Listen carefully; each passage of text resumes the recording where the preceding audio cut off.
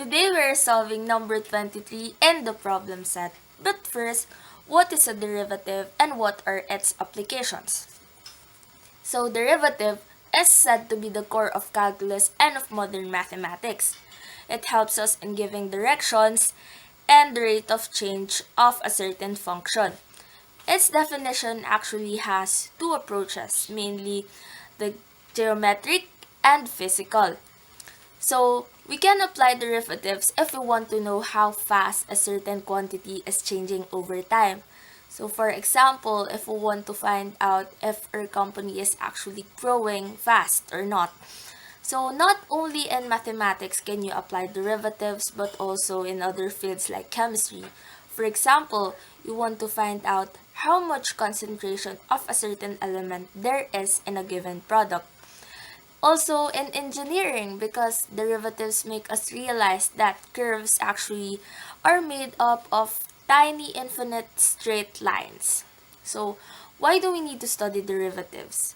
We need to study derivatives because this is very essential in business, engineering, pure sciences, statistics, and a whole lot more. Derivatives may seem to be complicated, but there are actually a lot of practical applications in real life. So it can help us in managing a business since it deals with slopes, so it may help us figure out how fast our business is growing, what to sell, when to sell, and such. What mathematical skills are needed in order to solve derivative problems correctly and more efficiently? So for me, these are conceptual understanding of numbers, finding patterns, understanding relationships, being able to interpret word problems into mathematical equations, graphing equations, applying formulas, and more.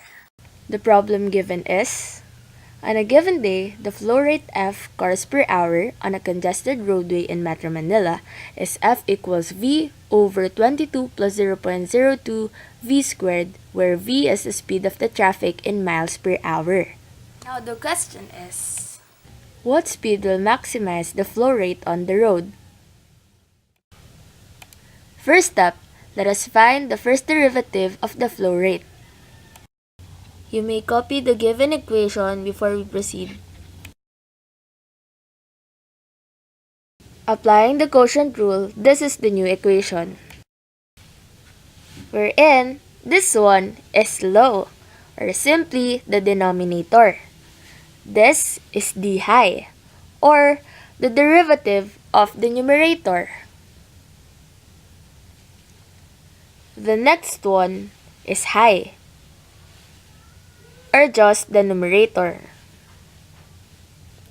The next one is d low, or simply the derivative of the denominator.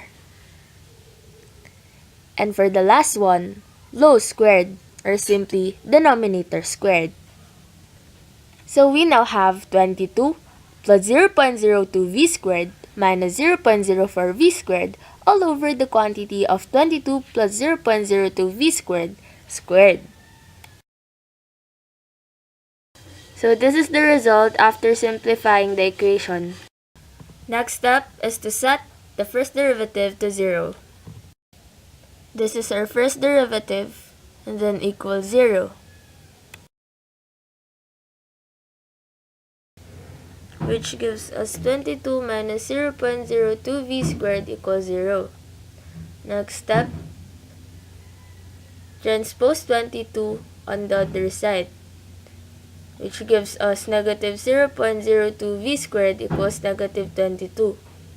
Isolate the variable, so v squared equals negative 22 over 0.02, negative 0.02.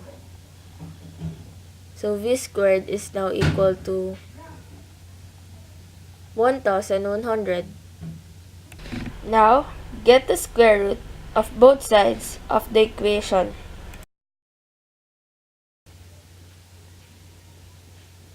So v is now equal to positive negative 33.17. So the answer is 33.17 since we cannot have a negative speed. We're not really done yet. First, we need to make sure that the value we got really is a maximum value. How are we going to do that? By looking for the second derivative. So here is how to do that.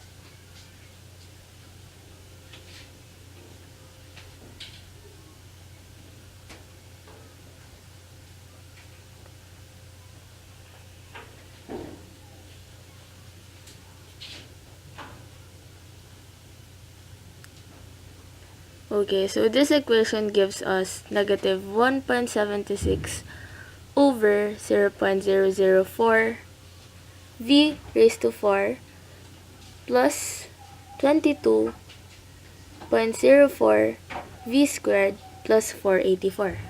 So substituting 33.17 to the equation, we will get the final answer, negative 6.98 times 10 raised to negative 5.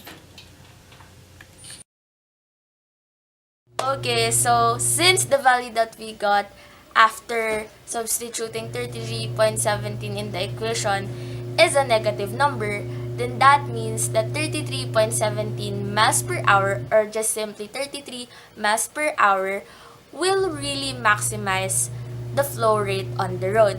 So that's it for today. See you on our next tutorials. Bye!